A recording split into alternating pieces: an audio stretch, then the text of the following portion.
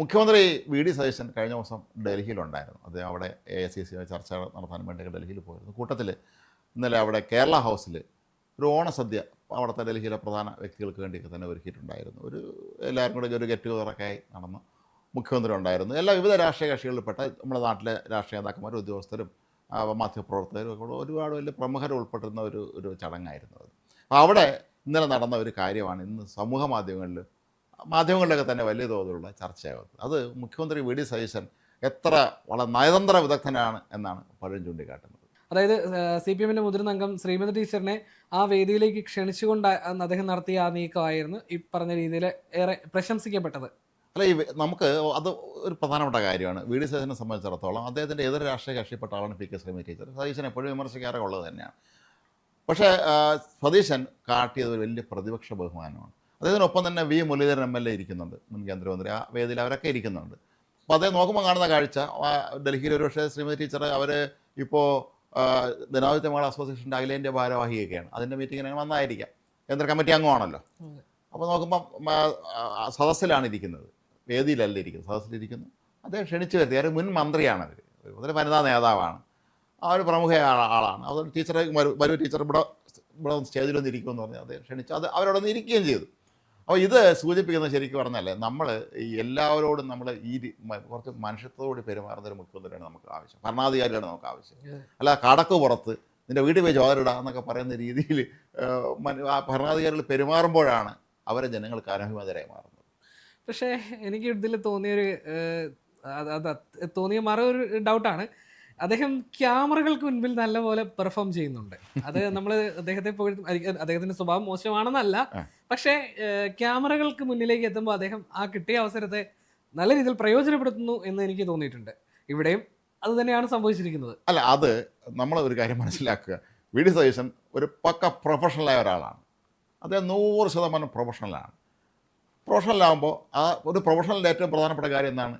സന്ദർഭം അറിഞ്ഞ് മനസ്സിലാക്കി കാര്യങ്ങൾ കൃത്യതയോടെ ചെയ്യുക എന്നുള്ളതാണ്. അതിൽ എല്ലാ പ്രൊഫഷണലും നമ്മൾ സ്ഥാപനം നടത്തുന്നവരാണെങ്കിലും നമ്മളല്ലാത്ത കാര്യത്തിൽ ഇടപെടുമ്പോഴാണെങ്കിലും ഒക്കെ തന്നെ നമ്മൾ അക്കാര്യത്തിൽ എപ്പോഴും ശ്രദ്ധിക്കണം. ഈ പല രാഷ്ട്രീയ പാർട്ടികളിലും നമ്മൾ കണ്ടുള്ളൊരു കാഴ്ചയാണ്, ചില പ്രധാനപ്പെട്ട ആളെ സീനിയേഴ്സിനെ അവർ ഈ അവിടുത്തെ പ്രാദേശികമായ രാഷ്ട്രീയ പാർട്ടിയിൽ എന്തെങ്കിലും ഉൾപ്പാർട്ടി പ്രശ്നങ്ങൾ കൊണ്ടോ അല്ലെങ്കിൽ അവരെ നേതാക്കന്മാരെ പാരവെപ്പോണ്ടോ ചില താഴെ ഇരുത്തിക്കും, സ്റ്റേജ് കൊടുക്കില്ല അവർക്ക്. എനിക്ക് തന്നെ ചില നേതാക്കന്മാരെ കാര്യം അറിയാതെ സ്റ്റേജ് എടുക്കുക, അവർ നാട്ടുകാരെ കൂട്ടത്തിൽ ഇരുന്നാൽ മതി എന്നുള്ള രീതിയിൽ. അപ്പോൾ പക്ഷേ സ്റ്റേജിലെത്തുന്ന ഏതെങ്കിലും ഒരു പ്രധാനപ്പെട്ട നേതാവ് അത് കണ്ടാൽ, വിവരവും നിറവുമുള്ള നേതാവാണെങ്കിൽ അവർ ഭാരവാഹികളോട് പറയും, അല്ലെങ്കിൽ അവരെന്നെ മൈക്കൂടെ റിക്വസ്റ്റ് ചെയ്യും, അവിടെയുള്ള ഇന്ന ആളൊന്നും ഇവിടെ സ്റ്റേജിൽ കയറിയിരിക്കണം എന്ന് പറയും. അത് അവരെ ആദരിക്കുക എന്നുള്ളതാണ്. കുറേ വർഷങ്ങൾക്ക് മുമ്പ് എറണാകുളത്ത് ഞാൻ ജോലി ചെയ്യുന്ന സമയത്ത് ഈ അന്ന് MM ലോറൻസ് പാർട്ടിയുമായി ചില പ്രശ്നങ്ങളെ തുടർന്ന് MM ലോറൻസ് പാർട്ടിയിൽ നിന്ന് തരംതാഴ്ത്തപ്പെട്ട ഒരു സമയമായിരുന്നു. അപ്പോൾ അന്ന് കടവന്ത്രയിൽ വൈകുന്നേരം നമ്മൾ നടക്കാൻ പോകുന്ന സമയത്ത് അവിടെ CPM-ൻ്റെ ഒരു രാഷ്ട്രീയ വിശദീകരണ യോഗം നടക്കുന്നു. സെബാസ്റ്റ്യൻ പോൾ സാർ അങ്ങനെയൊക്കെയുള്ള അദ്ദേഹം MP ആണെന്ന് തോന്നുന്നു, അങ്ങനെ അവരൊക്കെ പ്രസംഗിക്കുന്നുണ്ട്. അപ്പോൾ ഞാൻ നമ്മളവിടെ ചെന്ന ആൾക്കൂട്ടത്തിൽ നിന്ന് പ്രസംഗം കേട്ടുകൊണ്ടിരിക്കുകയാണ്, പ്രധാനപ്പെട്ട ആരൊക്കെ ഉണ്ട്. അപ്പോൾ ഞാൻ കണ്ട എന്നെ ഞെട്ടിപ്പിച്ചൊരു കാഴ്ച, MM ലോറൻസ് നമ്മളെ കൂട്ടത്തിൽ അദ്ദേഹം ഇപ്പുറത്ത് നിൽക്കുകയാണ്. ഈ നാട്ടിലെ LDF-ൻ്റെ കൺവീനറായിരുന്ന, കേന്ദ്ര കമ്മിറ്റി അംഗമായിരുന്ന, MP ഒക്കെ ആയിരുന്ന MM ലോറൻസ് എന്ന് പറയുന്ന വളരെ മഹാനായ വളരെ മുതിർന്ന നേതാവ്. അദ്ദേഹം എടപ്പള്ളി പോലീസ് സ്റ്റേഷൻ ആക്രമണ കേസിലെ പ്രതിയായ ഒരുപാട് പോലീസ് മർദ്ദനമൊക്കെ ത്യാഗിയായ ഒരു നേതാവ് തന്നെയാണ്. അങ്ങനെയുള്ള ഒരാളിനെ നമ്മളെ കൂട്ടത്തിൽ നിൽക്കുകയാണ്. ഇതെല്ലാം കഴിഞ്ഞിട്ട് ഞാൻ അവിടെ ഉണ്ടായിരുന്ന എനിക്ക് അടുപ്പമുള്ള ഒരു CPM നേതാവിനോട് ചോദിച്ചു, ഈ ലോറൻസ് സാഹബ് നിൽക്കുന്നുണ്ട്, ഞാനും കണ്ടിരുന്നു, അപ്പോൾ എന്താ അദ്ദേഹത്തെ വേദിയിലെടുത്താത്ത? അതാണ് CPM എന്ന് അദ്ദേഹം പറഞ്ഞു. അതാണ് CPM, അദ്ദേഹത്തെ ഞങ്ങളിപ്പോൾ പാർട്ടി തരം താഴ്ത്തിയിരിക്കുന്ന സമയമാണ്, അങ്ങനെ ഒരാളിനെ സ്റ്റേജിൽ ഇരുത്തില്ല.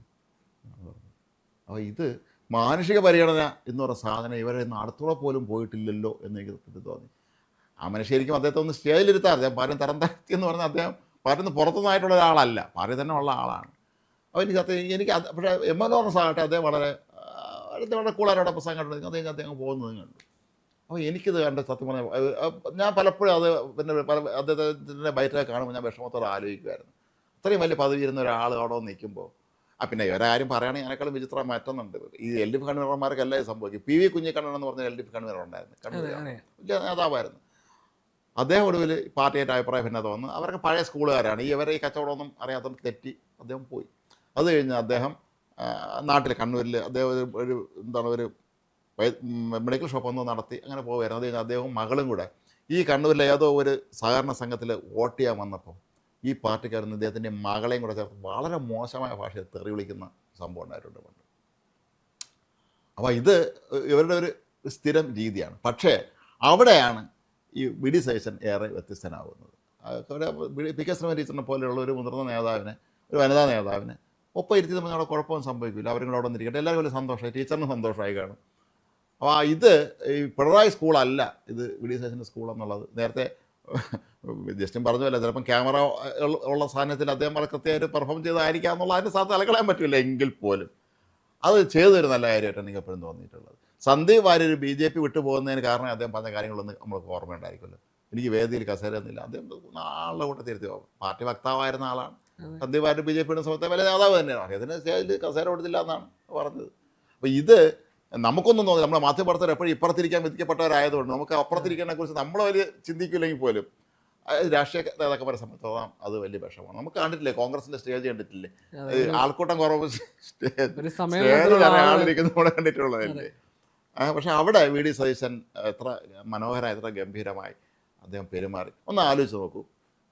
പിണറായി വിജയൻ മുഖ്യമന്ത്രിയാണ്, അദ്ദേഹം അവിടെ ഇരിക്കുകയാണ്, സ്റ്റേജിൽ ഇരിക്കാനുള്ള അവസരത്തിൽ ഈ വേദിയിൽ ഇരിക്കുകയാണ് എങ്കിൽ കോൺഗ്രസിൻ്റെ ഒരു പ്രധാനപ്പെട്ട ഒരു വനിതാ നേതാവ്, എത്ര പോലെ ഷാനിമോൾ ഉസ്മാനോ ബിന്ദുകൃഷ്ണൻ അങ്ങനെ ആരെങ്കിലും ഈ കൂട്ടത്തിൽ അവിടെ വന്ന് ഇരുന്നാൽ അദ്ദേഹം നിങ്ങൾ അവിടെ ഇരിക്കണം, നിങ്ങൾ ഇവിടെ സ്റ്റേജിൽ ഇരിക്കുക എന്ന് പറയും. ഇനി അഥവാ ഇദ്ദേഹത്തിന് അനുമതി ചോദിക്കാതെ എങ്ങാനും അവിടുത്തെ ഏതെങ്കിലും ഉദ്യോഗസ്ഥന്മാരായ ആരെങ്കിലും ഇവരെ കയറ്റി അവിടെ ഏതിരുത്തി അവൻ സമ്മാനം പറയേണ്ടി വരും. അവിടെ നിന്നുകൊണ്ട് പുള്ളി വളം വയ്ക്കും. നമുക്ക് രാഷ്ട്രീയ എതിരാളികളുടെ പോട്ടെ, സ്വന്തം മുന്നണിയിലുള്ള ഒരാളുടെ അവസ്ഥ തന്നെ നമുക്കൊന്ന് പരിശോധിച്ചാൽ, നവകേരള സദസ്സിന്റെ ഇടയിൽ തോമസ് ചാഴിക്കാടൻ സ്വന്തം മുന്നണിയിൽപ്പെട്ട ആളാണ്, എം പി ആണ്. അങ്ങനെ ഒരാളെ പരസ്യമായിട്ട് വേദിയിൽ അപമാനിച്ച ആളാണ് പിണറായി വിജയൻ. അപ്പൊ പിന്നെ ഈ തരത്തിൽ എതിർ രാഷ്ട്രീയത്തിലുള്ള ഒരാളെ പിടിച്ച് വേദിയിൽ എന്തിന് ഒരു ഇതെടുക്കാൻ, ഒരു സെൽഫി എടുക്കാൻ ചെന്ന ഒരു പിന്നെ വിദ്യാർത്ഥി പ്രസ്ഥാനത്തിൽപ്പെട്ട ഒരു പെൺകുട്ടിയോട് അദ്ദേഹം സംസാരിച്ചിട്ടുണ്ടല്ലേ. അതുപോലെ ഒരു അവതാരക എടുത്ത് ചൂടായതുണ്ടല്ലേ. ഒരു അവതാരക ചെന്ന് അവതാരത്തെ കുറച്ച് പൊഴുത്തി പറഞ്ഞപ്പോൾ അമ്മ അതിൽ സംസാരമൊന്നും വേണമെന്ന് അദ്ദേഹം വളം വയ്ക്കുന്നുണ്ടല്ലേ. നമ്മുടെ ഈ ജനപ്രതിനിധികളെന്ന് പറഞ്ഞാൽ അവർ നമ്മുടെ ദാസന്മാരാണ്. നമുക്ക് എല്ലാവർക്കും കൂടെ പാർലമെൻറ്റിലും അസംബ്ലിയിലും പോകാൻ പറ്റാത്തതുകൊണ്ട് ഇവരെ അങ്ങോട്ട് പറഞ്ഞു വെച്ചിട്ടുള്ളത്. നമ്മളെ പ്രതിനിധികളാണ് അവർ. നമ്മളെ ടാക്സ് കൊടുക്കുന്ന പണം കൊണ്ട് തന്നെയാണ് അവർ ഈ ഭരണം നടത്തുന്നത്, അല്ലെങ്കിൽ അവർ ഈ യാത്ര ചെയ്യുന്നതും ചടങ്ങ് നടത്തുന്നതും ഒക്കെ തന്നെ. അവിടെ ജനത്തിന് നമ്മൾ അവർ അംഗീകരിക്കുന്നുണ്ട്. അപ്പോൾ ഈ നമ്മൾ ശ്രീമതി ടീച്ചറിന് ഒരുപക്ഷെ സ്വന്തം പാർട്ടിയിൽ നിന്ന് പോലും ഉദ്ദേശ രീതിയിലുള്ള ഒരു പരിഗണന ഇപ്പോൾ അവിടെ കിട്ടുന്നില്ല എന്നുള്ളതാണ് സത്യം. ശ്രീമതി ടീച്ചർ മാത്രമല്ല, അവർ ഈയിടെയായിട്ട് ചില കാര്യങ്ങൾ അവർ തുറന്നു പറയുകയും ചെയ്തത്. അതിലൊന്നായിരുന്നു KK രാഗേഷ് മറ്റേ വിഴിഞ്ഞ തുറമുഖ MD ദിവ്യായിരെ മാറ്റിയതുമായി ബന്ധപ്പെട്ട് അദ്ദേഹം ഒരു വിലപിച്ചുകൊണ്ടൊരു പോസ്റ്റ് ഇട്ടപ്പം കൃത്യമായി കാര്യങ്ങൾ മനസ്സിലാക്കിയിട്ട് പറയണമെന്ന് പറഞ്ഞ് ശ്രീമതി ടീച്ചർ കൃത്യമായി അവരെ പ്രതികരണം നടത്തി. ഒരു IAS ഉദ്യോഗസ്ഥ ഒരു പദവിയിൽ IPS നിയമിച്ചാൽ ജീവിതാലമ്പഴ അവരുടെ ഇരിക്കണം, നിശ്ചിത കാലയളവിൽ അവരെ മാറ്റും. അതുപോലെ അറിഞ്ഞുകൂടാതാണോ ഈ KK രാഗേഷ് പ്രതികരിച്ചെന്നുള്ള രീതിയിൽ ശ്രീമതി ടീച്ചർ അവരുടെ നിലപാട് വ്യക്തമാക്കുകയും ചെയ്തിട്ടുണ്ടായിരുന്നു. അതായത് ഇപ്പോൾ CPM സൈബർ സഖാക്കൾ ഇപ്പോൾ പ്രചരിപ്പിക്കുന്ന ഒരു രീതി, ഒരു പോസ്റ്റ് ഇപ്പോൾ ഒന്നല്ല ഒരുപാടുണ്ട്. അതായത് ഇപ്പം മുൻ മുഖ്യമന്ത്രി ഇപ്പോഴത്തെ മുഖ്യമന്ത്രി താരതമ്യം ചെയ്യുമ്പോൾ അദ്ദേഹം ഇപ്പോഴത്തെ സതീശന്റെ ഈ ലളിതമായിട്ടുള്ള ഈ ഇടപെടൽ അതിനെ മാക്സിമം മോശമാക്കിക്കൊണ്ടുള്ള രീതിയിലുള്ള പ്രതികരണങ്ങളാണ് അവർ സോഷ്യൽ മീഡിയയിൽ നടത്തുന്നത്. ഈ പൂക്കി എന്ന് പറഞ്ഞ അദ്ദേഹത്തിന്റെ ഒരു വെളിപ്പേര് ഇപ്പൊ ഇവര് മറ്റൊരർത്ഥത്തിൽ ചാർത്തി കൊടുക്കാനാണ് നോക്കുന്നത്. അതായത് പൂക്കി എന്നുള്ളത് ഒരു ജെൻസി വേർഡാണ്. അതായത് നമ്മള് ഭയങ്കര ആളിനോട് ഭയങ്കര ക്യൂട്ടായിട്ട് നിൽക്കുന്നു, അത്രയേ ഉള്ളൂ അതുകൊണ്ട് ഉദ്ദേശിക്കുന്നത്. പക്ഷെ ഇവര് ആ പൂക്കിയ വിളിയില് ഒരു ദ്വയാർത്ഥം കൊണ്ടുവന്ന് അദ്ദേഹത്തെ മോശക്കാരനാക്കാൻ ശ്രമിക്കുന്നുണ്ട്. പക്ഷെ അത് നടക്കില്ലല്ലോ. കാരണം നമ്മുടെ നാട്ടിൽ ആരെങ്കിലും ജനങ്ങൾ ഒരു മോശമായി പെരുമാറുന്നതാണ് നല്ലവനാണെങ്കിലും പറയും, ആ ഒരു മഹാനാണ് അദ്ദേഹം, ഭയങ്കര ദേഷ്യക്കാരനാണ്, അതുകൊണ്ട് അദ്ദേഹം എല്ലാവരും ചൂടാവുന്നത്. അതൊക്കെ പണ്ടത്തെ കാലത്ത് ഒരു ട്രെൻഡായിരുന്നു കേട്ടോ. വലിയ ദേഷ്യക്കാരൊക്കെ ആൾ ബഹുമാനിക്കുമായിരുന്നു പണ്ട്. അല്ലെങ്കിൽ ആരും സംസാരിക്കാത്ത നടക്കുന്ന ആൾ ആദരവാണ്. നമ്മളെ കുട്ടിക്കാലത്തൊക്കെ സംസാരിക്കാതെ നടക്കുന്ന അദ്ദേഹം വലിയ ആളാണെന്ന് പറയും. അല്ലെങ്കിൽ അയ്യോ അദ്ദേഹം ഭയങ്കര ദേഷ്യക്കാരനാണ് എന്ന് പറയും. ആ കാലമൊക്കെ പോയി. ഇനി ഈ സൈസൊന്നും എടുക്കുന്നില്ല ഇവിടെ. കാലഹരണപ്പെട്ട രീതിയാണ് ഈ ആളോ ആരെടുത്തുണ്ടല്ലോ എന്ന് പറഞ്ഞ് ചൂടാവുന്നതും അതുപോലെ ഈ ബലം പിടിച്ചിങ്ങനെ ഇരിക്കണം, ഇതൊക്കെ പോയി. സതീശൻ്റെ പോലെയുള്ള നേതാക്കന്മാർ ഇനി വരേണ്ടത്. അത് KC വേണമെന്നാണെങ്കിലും കോൺഗ്രസിനെ സംബന്ധിച്ചിട്ടുണ്ടോ ഭൂരിപക്ഷ നേതാക്കന്മാരെയാണ് ഈ ലൈനിൽ തന്നെ ഉള്ളവരാണ്. അവർ വലിയ ബലംപിടുത്തക്കാരോ സൈദ്ധാന്തികമാരോ ഒന്നുമല്ല, അവരെല്ലാവരും ഇടപഴകുന്ന ആൾ തന്നെ. കഴിഞ്ഞ ദിവസം ചേട്ടൻ കണ്ടോന്ന് എനിക്ക് അറിഞ്ഞൂടാ, ഒരു കൊച്ചുകുട്ടി രമേശ് ചെന്നിത്തലയുടെ മുമ്പിൽ വന്ന് നിന്ന് സംസാരിച്ചപ്പോൾ അദ്ദേഹം അത് ഹാൻഡിൽ ചെയ്യുന്നതായിട്ട് സോഷ്യൽ മീഡിയ ഒക്കെ ഏറ്റെടുത്തൊരു വിഷയമായിരുന്നു. അതെ, അല്ല അങ്ങനെ നമ്മൾ മനുഷ്യരല്ലേ, നമ്മൾ അടിസ്ഥാനപരമായി നമ്മളെല്ലാവരോടും നമ്മൾ സൗമ്യമായി പെരുമാറുന്നവനൊക്കെ കള്ളന്മാരാണ് അഭിനയിക്കുകയാണെന്ന് പറയുന്നത് അതിനേക്കാളും വലിയ വൃത്തികെട്ടന്മാരുടെ ലക്ഷണമാണത്. അത് ശരിയല്ല. നമ്മൾ വി ഡി സതീശൻ ശരിക്കും പറഞ്ഞാൽ നല്ല മാതൃക കാട്ടിയതാണ്. CPM അവരെല്ലായ്പ്പോഴും സ്ത്രീകൾക്ക് ഞങ്ങൾ വലിയ സാധനം കൊടുക്കുന്നു, ഞങ്ങൾ സ്ത്രീയെ ആദരിക്കുന്നു എന്ന് പറയുമ്പോഴും ഇന്നും CPM ഏതെങ്കിലും ഒരു സംസ്ഥാന സെക്രട്ടറി സ്ത്രീയുണ്ടോ? ഈ കേരളം പോലെ ഇത്രയും വലിയ പ്രഭുത്വ രാഷ്ട്രീയ സംസ്ഥാനത്ത് പോലും ഒരു സ്ത്രീ സംസ്ഥാന സെക്രട്ടറി ആക്കിയിട്ടില്ലല്ലോ. ഒരു വനിതാ മുഖ്യമന്ത്രി വരാമായിരുന്നിടത്ത് കടത്തി വെട്ടി. രണ്ട് തവണ, ഒന്നല്ല 2 തവണ. ആദ്യം 87 കേരം തെങ്ങും കേരള നാട് KR ഗൗരി ഭരിക്കട്ടെ എന്ന് പറഞ്ഞിട്ട് തെരഞ്ഞെടുപ്പിൽ വിജയിച്ചു കഴിഞ്ഞപ്പം നായനാരെ മുഖ്യമന്ത്രിയാക്കി. 96 മുഖ്യമന്ത്രി ആവേണ്ട VS ഇലക്ഷന് പരാജയപ്പെട്ടപ്പോൾ സുശീല ഗോപാലനാണ് ന്യായമായ അടുത്ത മുഖ്യമന്ത്രി ആവേണ്ടിയിരുന്നത്. പക്ഷേ അന്ന് MLA അല്ലായിരുന്നു, മത്സരിക്കാതിരുന്ന നായനാരെ വീട്ടിൽ നിന്ന് വിളിച്ചുകൊണ്ട് വന്ന് അവിടെ മുഖ്യമന്ത്രിയാക്കിയിട്ട് ബൈ ഇലക്ഷൻ നടത്തി മത്സരിപ്പിച്ച് വിജയിച്ചാണ്. അപ്പോൾ അതാണ് ഇവരുടെ സ്ത്രീ സൗഹൃദം. ഈ വെറുതെ ഈ കുറേ വനിതാ നേതാക്കന്മാർ വന്നുകൊണ്ട് രാത്രി നടത്തും അങ്ങനെയൊക്കെ പറഞ്ഞ് കുറേ കോപ്രായം കാണിക്കുന്നു എന്നുള്ളതല്ലാതെ ഇവർക്ക് അതിലൊന്നും യാതൊരു കാര്യമില്ല. ഏതായാലും VD സതീശൻ താനൊരു നല്ല മാതൃകയാണ്, പൊതുപ്രവർത്തകർക്ക് ഒരു മികച്ച മാതൃകയാണെന്ന് തെളിയിക്കുകയാണ്.